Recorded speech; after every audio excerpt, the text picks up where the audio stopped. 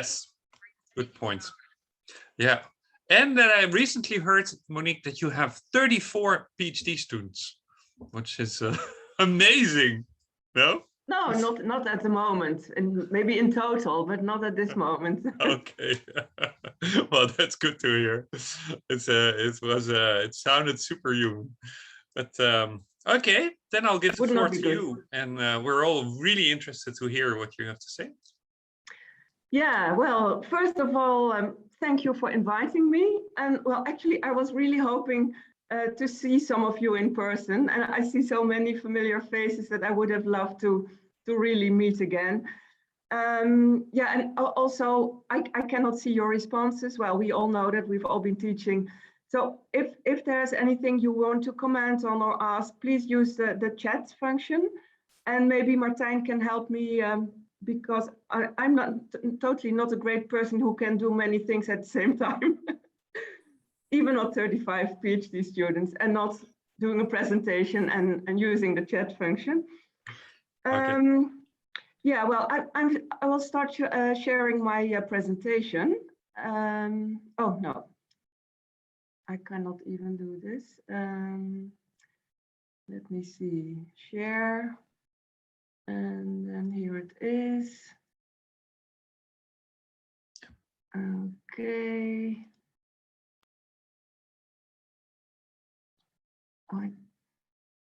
No. Yes. Can you see it now? Okay. Yeah, well, I was asked to talk about the work we do in the Educational Research Lab at the University of Amsterdam. But since many of our projects focus on equal opportunities, well, and there's a lot to do about equal opportunities in education, I thought I would like to position our work in a bit broader context. So what I will do is I will briefly explore why inequality in education is such a hotly debated topic at the moment, and also share some of my ambivalences about the discussion. I will reflect on what can be done in schools, and I'll explain those symbols later. Then I will turn to what we are doing in the Educational Research Lab. Well, that is collaborative research between teachers and researchers. And I will give some examples of research we are doing at the moment on high-tier teacher expectations, on building on students' funds of knowledge and using students' home languages. And finally, I also think it's important to acknowledge that there are problems around equality and inequality that cannot be solved in schools, and I will also talk about that. So, first of all, inequality in education. Well, we know by now, or maybe I should say, we are becoming more and more aware again that education does not offer students equal opportunities. The ideal of meritocracy is widely supported.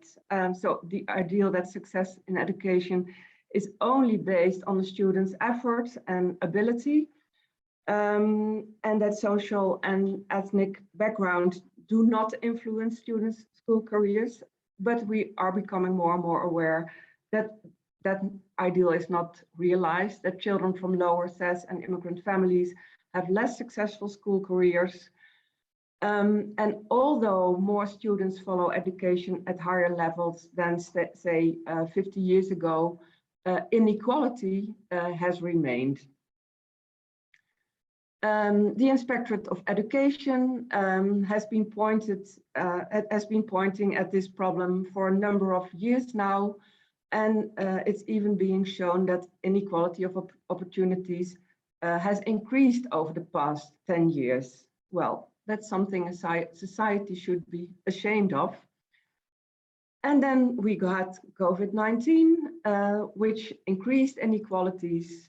The Inspectorate also has shown that differences between schools have increased, so it matters for students which schools they attend. And then there's also the problem of teacher shortages that affect schools with relatively many children with a migrant background and lower education educated parents more than other schools. Yeah, and that's a problem. It's a problem for students who cannot fully develop their potential. And it's also a problem for society because talent is being lost. Well, then what can be done? Well, many people are thinking about that question. We have all kinds of organizations that have ideas about what can be done, particularly about what can be done in schools by teachers. Well, here on this slide, you see some initiatives. In some companies in the financial sectors are involved. The city of Amsterdam took the initiative to start a knowledge center on inequality. The Social Economic Council published a report on inequality in education. And well, probably many of you have seen the documentary Klassen that made many people aware of the fact that even in a country like the Netherlands, chances are not equally distributed, and that education not only compensates inequality, but sometimes also adds to it. Well, as researchers, we are very busy as well. I acquired funding for research on equal opportunities. I held lectures, like I'm doing now. I wrote articles and books because I thought this is important to address, but I also often feel a little bit uneasy about that. I feel uneasy because sometimes I wonder, can we solve this in the classroom? Can we solve this at school? And sometimes I feel annoyed because I think, why are people looking at the school for solutions? Why should teachers solve this? And more I doubt, are equal opportunities the solution anyway? Is this problem solvable? So I feel three kinds of uneasiness, and I will address these later in my talk. But at the same time, I think this problem needs to be addressed in schools and classrooms for two reasons. Schools are part of the problem and part of the solution. Some inequalities can be compensated in education. Teachers and schools can be part of the solution in that way. And some inequalities are reinforced in schools. So that's how teachers and school are part of the problem. And there's more equality in education than 50 years ago, but if we don't keep growing, the boat will float with the current. Well, and that's exactly what the inspectorate is pointing at. And at least part of the problem can be addressed in schools. There is more than 50 years of research that shows mechanisms, working of the hidden curriculum, analyzing what teachers can do. So we don't have to invent the wheel. So that's the explanation of my two previous metaphors or symbols. And that's the reason that some years ago, I said yes when I was invited to participate in writing a book that would make insights from 50 years of research available for teachers. So articles and chapters by Bourdieu, Banks, Bernstein, Brophy, Tomlinson. But that's not what I'm going to talk about now. I think that we can be part of the solution in education, and that's also the reason why we started the Educational Research Lab several years ago. In the research lab, teachers and researchers collaboratively investigate how teachers can contribute to equal opportunities. So equal opportunities is a big theme for us, and diversity is another big theme. So we also look at how we can create inclusive classroom environments. Yeah, and that actually is because the great ideas like those in the book that we made are not always directly applicable in daily educational practice. and solutions do not always fit the context of the school. And also schools may have concerns that have not yet been studied. So we need new means of transport beside the boat and the wheel and the cycling. And we also want to know whether they really work. So we started the Educational Research Lab Amsterdam. We say in Dutch, de werkplaats onderwijsonderzoek Amsterdam. And we have a primary education part and a secondary vocational education part, but I'm mainly going to talk now about the primary education part. Well, as I said, in the lab, researchers and teachers are involved in practice-oriented research together. We see that as a way to bridge the gap between theory and practice. We also see it as a way to inform school development and school innovation, and to promote a culture of inquiry and evidence-based, evidence-informed decision-making in schools, and also to develop relevant knowledge that can be more widely shared. So it's a way to connect the academic community and school practice. And actually, we did some research about on the effects for schools and teachers of participating in the research lab. That more or less confirms this. Although the effect is much larger for teachers who are really actively involved, and it remains a problem to involve whole schools, and it's even more difficult to involve schools from the school board we are collaborating with who do not participate in a concrete project. To tell something about how we work and our structure, we started out with 3 primary education school boards in Amsterdam, a university, UvA, University of Applied Sciences, HVA, and a research institute, Koonstam Institute. And the basic principle was that all partners should have an equal say at all levels. So at the steering level, and also at the level of where the research is actually being carried out. We managed to get a grant for a pilot to elaborate or really build our structure and our approach. And for that pilot, we chose diversity as a focus. Yes, there is what it looks like. So when we look from the right to the left, the actual research is being carried out in research teams, or we call that learning teams, that consist of teachers, often also student teachers, researchers, and that mainly happens at the level of a school. But there are also more overarching learning teams or research teams. For example, when principals want to participate and explore a topic in a learning team. Then when several learning teams research the same topic, they get together as a team.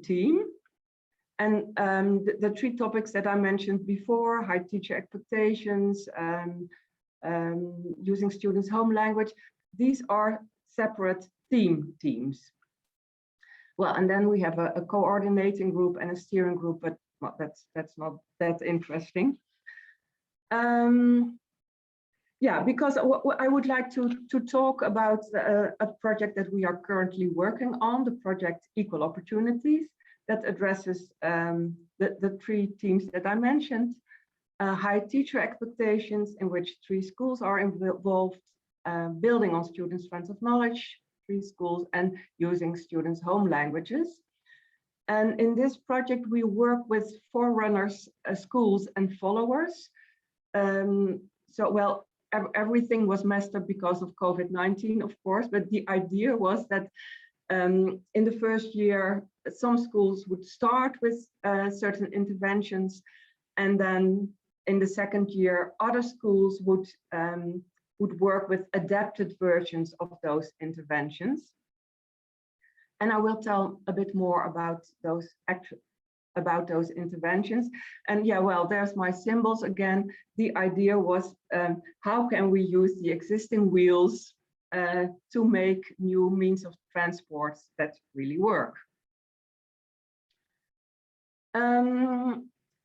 Oh yeah, so first a bit about what we do in a theme team. So where the different learning groups from different schools get together. Well, we had 6 meetings over a school year in which the teachers and the researchers involved together explore the theory underlying a certain theme. So there's really input from the researchers.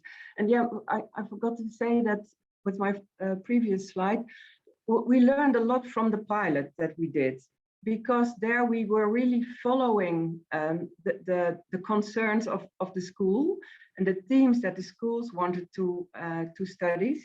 But now in the more recent projects, we steer a bit more as researchers. So we offer themes that the schools have mentioned that they are interested to work on. But so we can make larger groups of schools that work on the same topic. And we can provide much more theoretical input. So, well, that's what we do together, exploring the theory. And then teachers and researchers together design an intervention, and also together think about how the intervention can be evaluated. And what we also do more and more, we do what we are good at. So teachers carry out the intervention and mainly think about how it can be designed. But researchers provide theoretical input. Researchers collect data and do the analyses. But the teachers, they provide input in what types of instruments they would be interested in and would fit their school and would fit their questions. Okay, where am I now? Yeah, well, this is the website of the Educational Research Lab, on which you can find information on all our projects and also on the products that come out of these projects. Practice cards, intervention cards, practice books, guidelines. We did podcasts, publications, and more we also managed to write scientific articles on what we do, which really was a problem in our first pilot. Let me see what time it is. Okay, yeah. Because I wanted to talk a bit more about the 3 topics in our current projects. So first of all, high teacher expectations. Well, we all know the work by Rosenthal and Jacobson on the Pygmalion in the classroom, the idea that if you tell teachers that some of the students have high potential, those students will perform better than the other students at the end of the school year.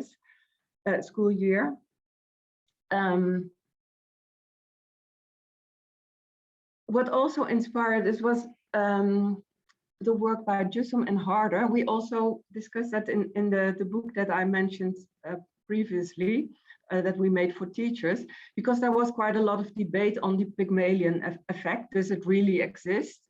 And those 2 researchers, they did a meta-analysis of 35 years of research on the Pygmalion effect. And what they found was that actually the effect of incorrect expectations are quite small, that teachers are able to adjust their expectations, so that's good news, but that they don't do that easily for children from lower educated parents and ethnic minority groups. Well, and then more good news is that positive expectations are stronger than negative expectations. What also inspiring is the work of Babat, very interesting study that shows how children really pick up the signals of a teacher. He studied that with his team with videos of teachers talking about and to students, and there were students that the teacher had high expectations of, and students that were lower, more lower rated. And children could tell exactly what the teacher thought about the students, young students and also older students. And then finally, Christine Ruby Davis is an inspirational person for us. She designed a lot of trainings, workshops to teach teachers to be high expectation teachers. Well, what we did in our project, so our team, High Teacher Expectations, we theoretically explored the importance of high expectations, and well, only even raising, of course, raising awareness is important to talk about this with teachers. But then we also discussed how can you show high expectations in the classroom. So the teachers experimented with several strategies, for example, grouping students more flexibly, because we know that if we use fixed ability groups, that's of course gives students a message about what we expect of their level, of their ability. But they also practice with giving feedback from the idea of a growth mindset. So how can you tell students that they can do things, that they can be ambitious, also when they have not been successful before. Well, those interventions are still being carried out, but in the precursor school or the forerunner schools, we see that teachers experience positive effects of their interventions on student well-being, on self-efficacy and motivation. So that seems promising. Well, then this is actually my favorite topic, as some people will know, building on students' funds of knowledge.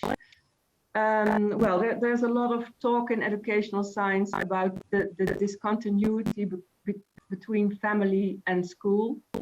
And often that results in a deficit approach, in the sense of the idea that children do not bring much from home to school, or that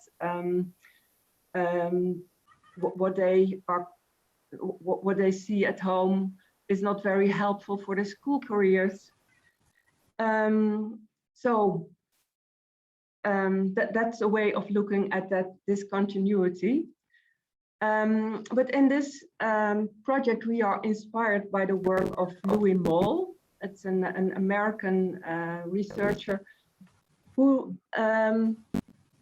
starts from the idea that all children are competent, and that the problem of discontinuity is rather a problem of teachers not knowing, or teachers knowing very little about students' experiences out of school. And because teachers don't know what children know, they easily underestimate their students. And that's a problem because they do not build on their knowledge and skills in that way. So they don't make use of or they cannot work in their zone of proximal development.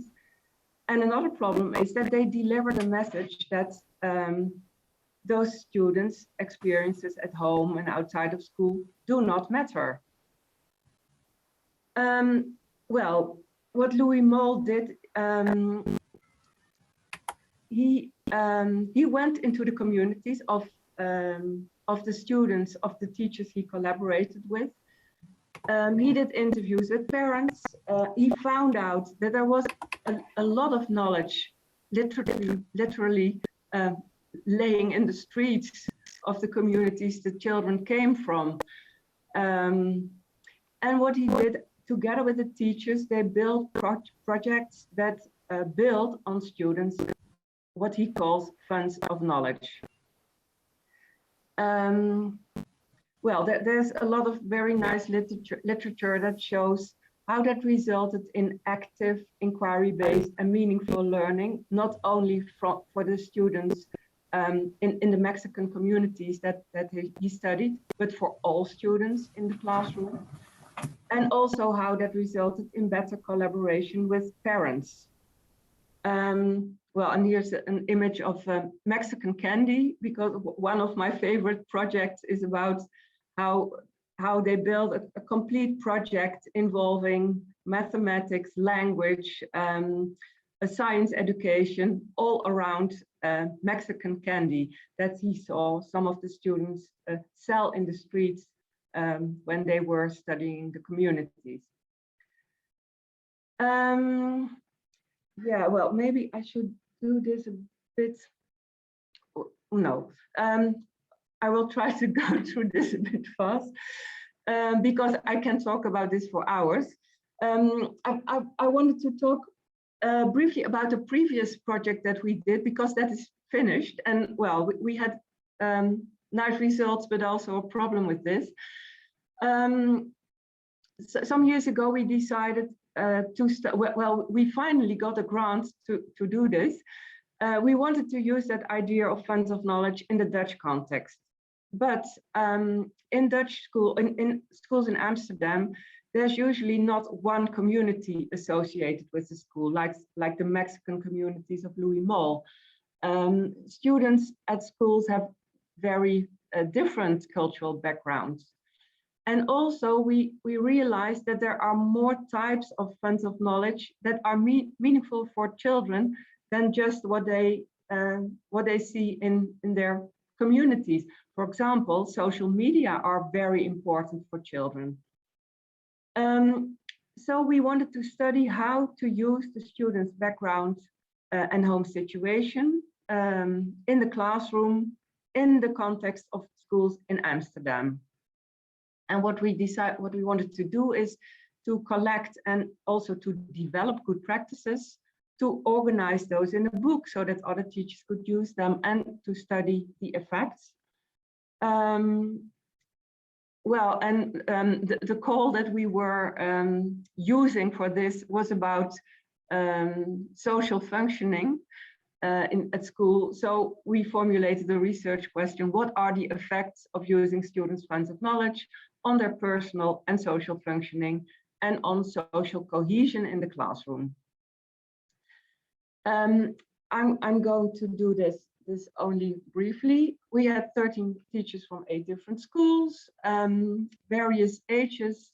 We worked in 2 phases, and the first phase is, well, of course, we did the theory, exploration, etc., but also collecting of good, already existing good practices.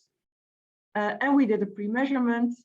And then in the second phase, we asked teachers to design and apply new ways of finding and using students' funds of knowledge.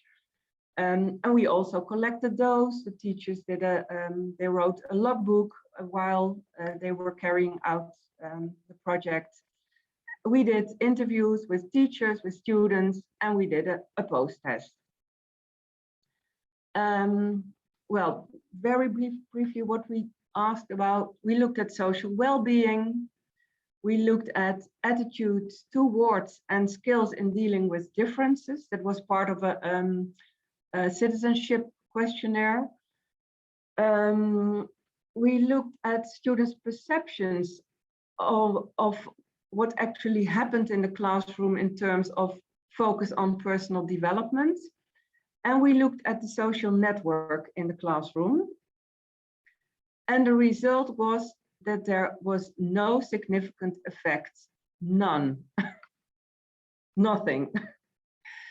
But the teachers and the students told about the effects on engagement, learning behavior, improved learning attitudes, collaboration skills, well, etc., etc., including relationship with parents.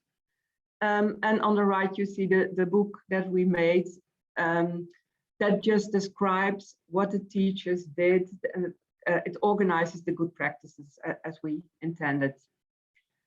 And also, there was no significant effect on the, we did a network analysis. We tried everything, but we did not find any effect on the social cohesion in the classroom. But in the interviews, the teachers and the students told about how students got to know each other better, how they started to respect each other more, how the interactions between students improved, etc., etc., etc. So this is really something that's annoying and that's interesting to talk about. Is there something wrong with our interventions, with our instruments? In the current project, we have been working with 2 schools, 4 teachers, so very small.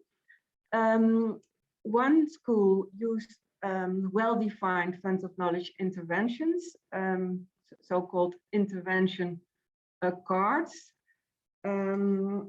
Let me look. Yeah, I'll give an example. Students get an assignment and they are asked to make a self-portrait. So like you see on the slide. And they are asked to draw themselves and the people around them who are important for them and the activities that are important to them or the places where they go. There are several variations. And other assignment is to bring a family photo to school. And then in the classroom that the students discuss with the teacher what's important to them, what their daily life looks like. In the second school, the intervention was much more flexible. So teachers played into what happened in the classroom spontaneously. And an example is a lesson in which students were allowed to take a book from home that was important to them in their own home language. And then students read to the other students. Well, that was a whole lesson around books in students' own home language. And that was already part of the program, but it was elaborated in the context of the project.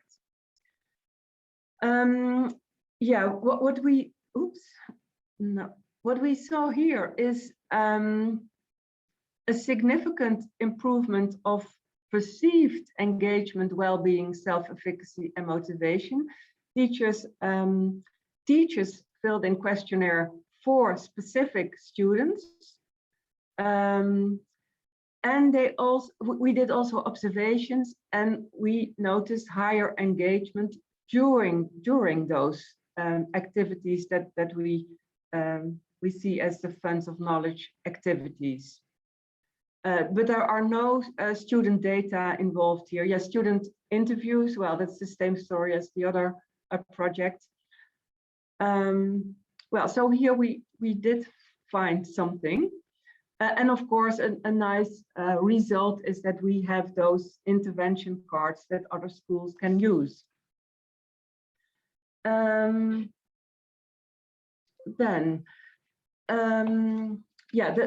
final topic that we are addressing in the current project is how to use students' home languages. It's known from the literature that including students' home languages in education increases their cognitive performance and their social effective engagement with schools. It's also known that teachers do not always have the expertise to use students' linguistic diversity. It's a topic that's not really discussed in teacher education.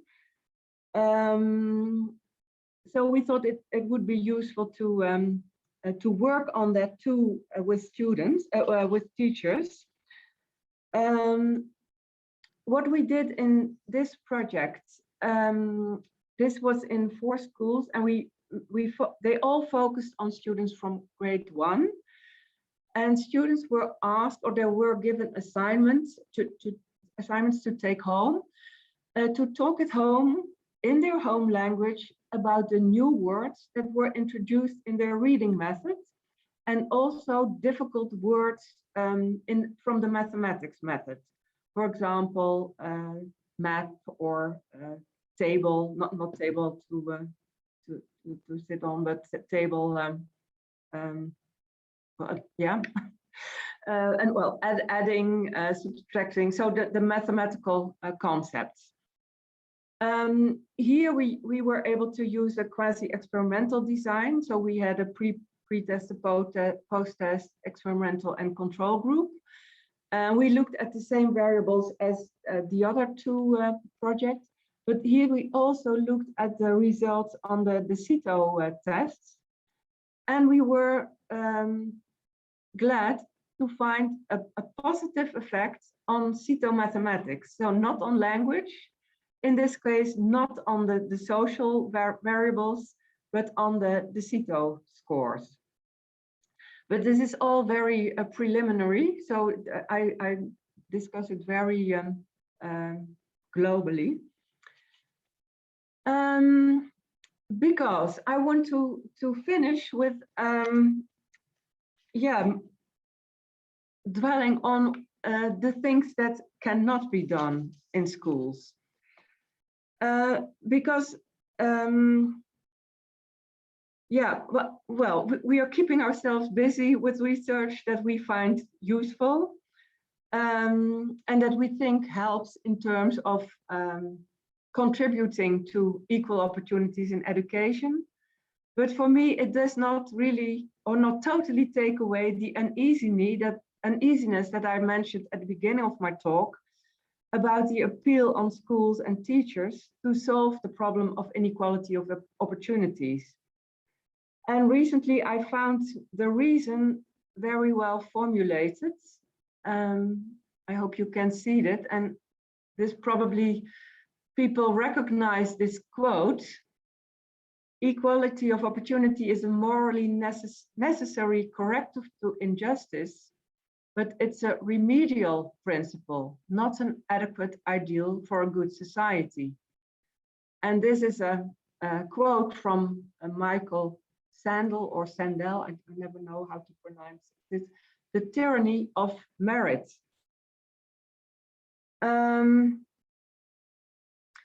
So teachers and schools can try to compensate for and to correct inequalities, well, in the ways, for example, that I discussed in this talk, and they should do so.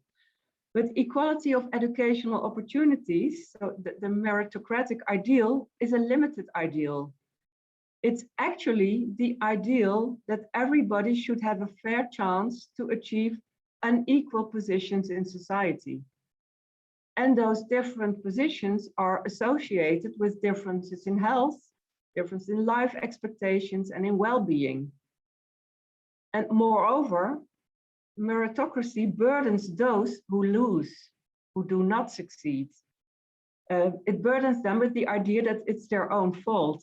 There were chances, but they didn't catch them. And these are problems that teachers cannot solve. There is injustice that is beyond the influence of the school. And if there are structural and harsh inequalities in society, which there are, teachers should know how that affects their individual students, and they can try to compensate for some of them and not add to them, but it's not up to teachers and schools to solve inequality in society. And well, of course, they can vote for political parties that are willing to do something about it, or they can join NGOs, but that is not as a teacher. And this is exactly the reason why I feel uneasy when governments, companies, research institutes like ourselves suggest that teachers are going to solve this problem. And I think that's not fair to teachers, and that's too much of a burden for them. So teachers cannot change inequality in society. And also, teachers cannot change the fact that society does not always or does not value all talents equally. And this is a related but slightly different uneasiness associated with emphasizing equal opportunities for educational success. Because what message are we sending to students who are not successful or who are less academically gifted? Are we telling them that they will probably not be successful in society? That's also a dilemma that teachers have to deal with. Therefore, in the Educational Research Lab, we also ask questions like, what do we mean by equal opportunities in education? And which problems would it solve and which problems remain? How can we communicate high expectations without disheartening children who are less academically gifted? And how can we offer also those students the best education we can? We find it important to discuss this with teachers and also student teachers, because we think it's important that they are aware of those dilemmas and of what they can do and what's up to others. Because we see many young idealistic teachers becoming frustrated when they find out how little it is they can do. So we think it's important to teach about and talk about the limitations of meritocracy. And we should also do that in teacher education.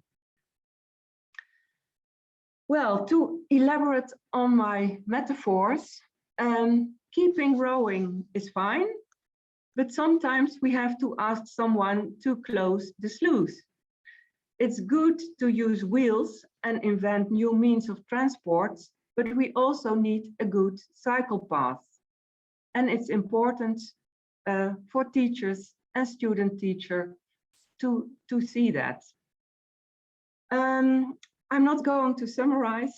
I've shown some of the work we do in the Educational Research Lab, and I shared some of my doubts and frustrations about the limitations of what we are doing.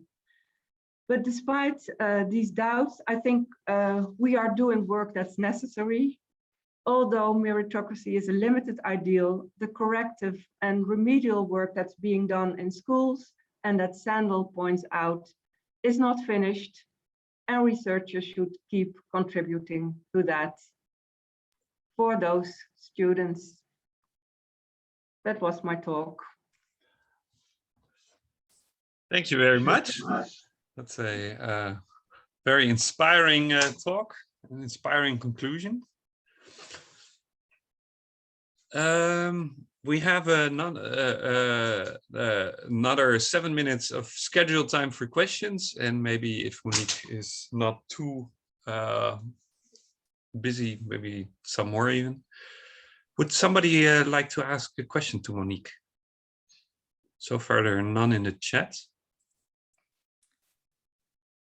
I have one.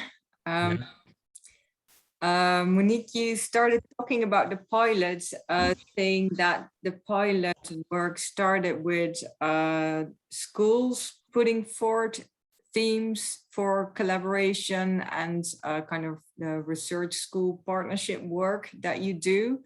But then after the pilot, you decided to be a bit more directive in the choice of themes. So I was kind of wondering if the interests of schools are quite different than the themes that you proposed, and whether that also kind of made an impact on engagement of schools and teachers. Yeah, well, what happened, our team was diversity. And the assignment in the call was that we should keep really close to the concerns of the schools. But then diversity is not a very good team because it goes everywhere. So there was, some schools were working on cultural diversity, others were looking at diversity in students' ability. And then some schools wanted to focus on parents. So it went everywhere. And actually, what we do now, we negotiate the team. So we listen to schools, what are their concerns, and we try to reformulate them, or to sometimes to see what's beyond or underneath the question or the concern.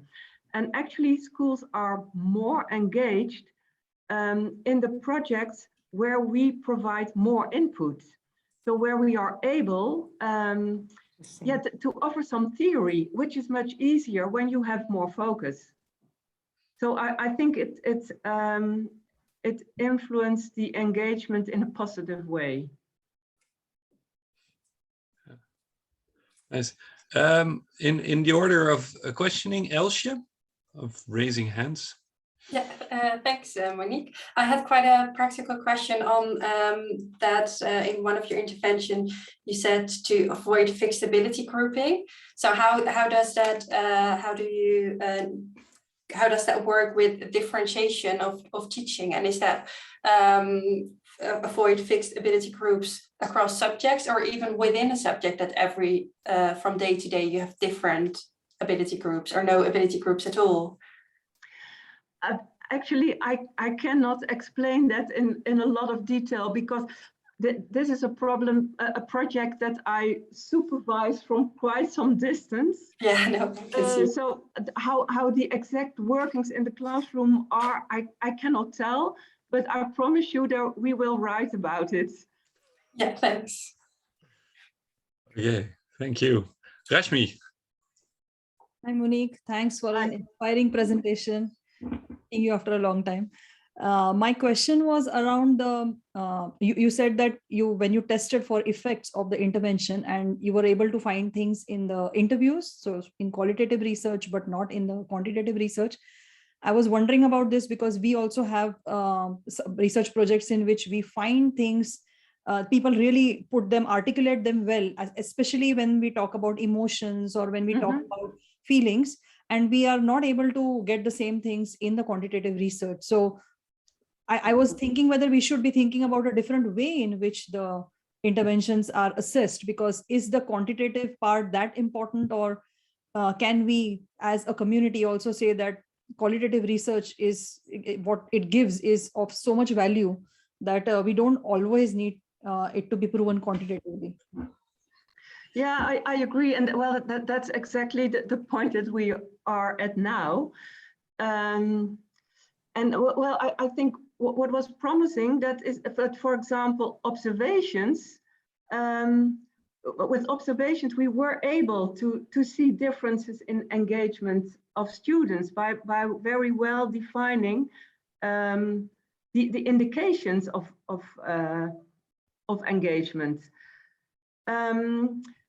Yeah, well, then the problem, of course, is that when you submit a research proposal and you say we are going to do interviews, you won't get the research. And well, maybe you are right. As a community, we should try to change that. In fact, I would think that observing students and seeing the changes would be far more important than finding it on a questionnaire. Yes, I totally agree. And well, also schools are so bored with having students fill in questionnaires. And students, well, I guess that one of the reasons that we don't find effects on those self-report questionnaires with students is that it's meaningless to them, or they don't read well, or they make a joke out of it. Yeah. So whereas in the interviews, they are really motivated to talk about how they interact with their fellow students or their classmates. Okay, thank you. Thank you. Hannah. Thank you. And thank you, dear. Thank you, Monique, for a really inspiring talk. I wondered, and this builds a bit on the question that Melanie asked. You said that in the workplaces, the academic workplaces, you also divided a bit the expertise in letting the teachers design the interventions, and as researchers evaluate the interventions. And I wondered if you considered maybe a more action research approach where teachers might investigate their own practices and their own teaching practice as a learning strategy more. So that would might maybe strengthen the extension of repertoire. How do you think about that? Yeah, well, actually what we did in the pilot was, teachers had a role as researchers more than in the current practice. And I think in the Funds of Knowledge project that I talked about, well, it was kind of in between, because they were researchers in terms of looking for and describing good practices, which they really were good at and liked. Yeah, so I think there are many variations possible. And it also depends on what your aim is and what the schools and the teachers are interested in. And yeah, I think action research is one part. And you are right. What we also see is that the more you really involve the teachers in research and in thinking about actions and interventions and evaluating them, that also contributes to well, what we intended, a culture of inquiry in the school, evidence-informed working. So yeah, it's a way of finding a.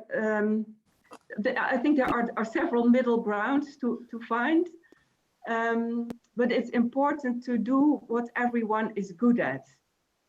So I think at the start, teachers were too much involved in carrying out research, and teachers were and researchers were too little giving their input. Okay, Ursula and Elsje, and then we'll probably stop because we're already over time. But I'll give you the chance to ask the question you already wanted to pose for some time. Ursula. Yes. Hi, Monique. Hi. Thanks for this great talk, and nice to see you again. I actually have quite a specific question, so I'm not sure whether you have an answer to that, but I just want to go into one of the interventions that you described regarding the use of home languages and having the children talk to their parents about what they've learned at school. And I was just thinking about two things. First is that usually with this kind of research, what we see is that the intervention is done the other way around, so that the home languages are brought into the school or into the classroom. And I was wondering why you chose to do that at home, and how did you monitor what happened at home? Because I can also imagine that specifically when you look at this age group, these small children, that their parents are usually from the second or third generation, and they may not be that able to have a high level in their home language, actually, because they're from the second and third generation. And we know from research that transfer of language ability is more effective when parents also speak at a high level in their home language. So maybe that could also be an explanation for not finding that many effects on all of the outcomes that you've measured. So yeah, could you elaborate on that a bit? Yeah, well, actually, in this intervention, we did find effects on mathematics, CITO scores. Mm-hmm. And well, for the details of the intervention, I suggest that you invite Lisa Geikhorst one time, because she is the project leader of this project. And well, why we chose this this intervention, well, as you say, it's the other way around than what's usually being done when multilingualism is addressed. That was really the result of the discussion between the researcher and the teachers, because this is what the teachers thought was doable for them. and they really wanted to try this out. But actually we are starting a new project in which we will focus on using students' home languages in the classroom. That we are just starting that. Okay, thank you. Okay. Elsje and Sima, maybe keep it really short because we're already over time. Yeah, sorry. So I just wanted to add to an earlier discussion about measuring intervention effects. And I was really pleased to see that you did have like a proper randomly controlled design and also quantitative measures. And so maybe in the next intervention, we should think about other quantitative measures that are more reliable. That may be the reason why you didn't find an effect on the quantitative measures. But I think also in educational intervention, we as a starting point already expect very small effect sizes because the whole school system is one big intervention. So to get an intervention effect on top of the schooling system that we have in place, you expect a very small effect size, so need very large samples to pick that up. Yeah, you are right. Well, actually, the instruments were super reliable, but probably not valid. Yeah, and agree. I agree. And well, that might be a reason not to try to measure things that are so difficult to measure. Yeah.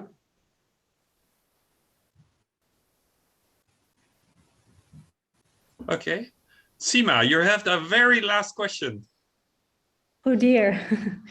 Thank you, Monique. That was very insightful.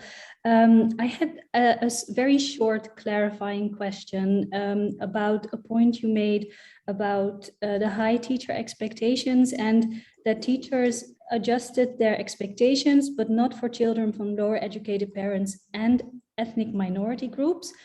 And I was wondering, was that the intersection between the two we're talking about, or did you look at ethnic minority groups that were higher educated as well as lower educated, because there's of course diversity within those groups? I was just wondering if you could maybe say a little bit more about that. I can't. This was not our own results. Okay. This was a result from the meta-analysis of Jusem and Harder. Yeah, okay, of course. Yeah. Okay, then I'll look into that. Thank you. Yeah. Okay, well, thank you very much, Monique, for your really interesting presentations. I don't know if you've read the chat, but it's full with compliments. I did. Everybody who left, everybody who left said, very interesting talk. I unfortunately have a new meeting. So it's everybody was clearly very interested. So well, this concludes today. Normally we would now drink a cup of coffee and maybe have some bottle of wine or something, but in online worlds that's not available. So well, then I only have to say goodbye and have a good afternoon. And okay, thank you again, Monique. It was a pleasure to be with you, and I'm sorry I couldn't see you in person, but it was nice to see so many people again who I hadn't seen for a long time, and a lot of new people too. Thank you. Okay.